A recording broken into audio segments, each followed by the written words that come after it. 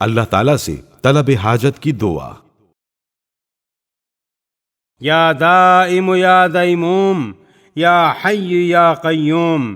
یا کاشف الغم ویا فارج الہم ویا باعث الرسل ویا صادق الوعد صل علی محمد وآل محمد وافعل بی ما انت اہلہ۔ اے ہمیشہ رہنے والی ہستی، اے ثابت رہنے والی ہستی، اے غم کو دور کرنے والی ذات، اور اے شدید رنج و غم سے ہٹا کر کشادگی پیدا کرنے والی ہستی، اے رسولوں کو بھیجنے والے اور اے وعدے کے سچے، تو محمد اور آل محمد پر درود بھیج اور میرے ساتھ وہ سلوک کر جس کے تو لائق و اہل ہے۔ بلاؤں کی دوری کے لیے دعا۔ لا الہ الا اللہ الحلیم الکریم، لا الہ الا اللہ العلی العظیم، سبحان اللہ رب السماوات السبع ورب الارضین السبع ورب العرش العظیم والحمد للہ رب العالمین۔ اللہ کے سوا کوئی عبادت کے لائق نہیں جو حلیم و کریم ہے، اور اللہ کے سوا کوئی معبود نہیں جو بلند و عظیم ہے، پاک و پاکیزہ ہے اللہ جو ساتوں آسمانوں اور ساتوں زمینوں کا پروردگار ہے اور عرش عظیم کا مالک ہے، اور تمام حمد و ثنا اس اللہ کے لیے ہے جو تمام جہانوں کا پروردگار ہے۔ مرض کی دوری یا دفع وسواس کے لیے دعا۔ حضرت امام جعفر صادق علیہ السلام نے فرمایا کہ امام زین العابدین علیہ السلام اپنے اہل و عیال کے لیے اس دعا کو بطور حرص دیتے اور خاص طور پر انہیں سکھاتے کہ اپنا ہاتھ اپنے منہ پر رکھو اور یہ کہو: بسم اللہ بسم اللہ بسم اللہ وبصنع اللہ الذی اتقن کل شیء انہ خبیر بما یفعلون۔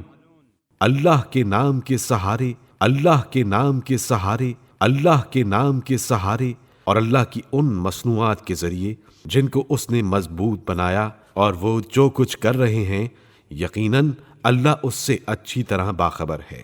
پھر 7 مرتبہ کہے: اسکن ایھا الوجع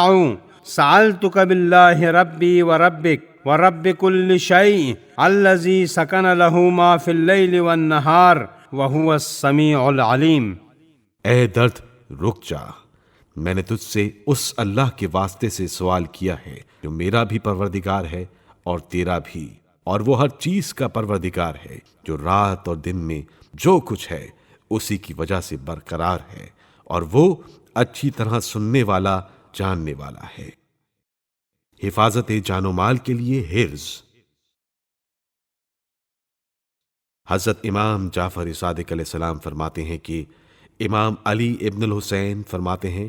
کہ جب میں یہ کلمات کہہ لیتا ہوں تو اس کے بعد چاہے تمام جن و انس میرے خلاف بھی ہو جائیں تب بھی مجھے کوئی پرواہ نہیں ہوتی۔ بسم اللہ وباللہ ومن اللہ وإلی اللہ وفی سبیل اللہ وعلی ملت رسول اللہ صلی اللہ علیہ وآلہ۔ اللہم الیک اسلمت نفسی والیک الجأت ظہری والیک وجہت وجہی والیک فوضت امری۔ اللہم احفظنی بحفظ الایمان من بین یدی ومن خلفی وعن یمینی وعن شمالی ومن فوقی ومن تحتی ومن قبلی وادفع عنی بحولک وقوتک فانہ لا حول ولا قوة الا بک۔ شروع کرتا ہوں اللہ کے نام کے سہارے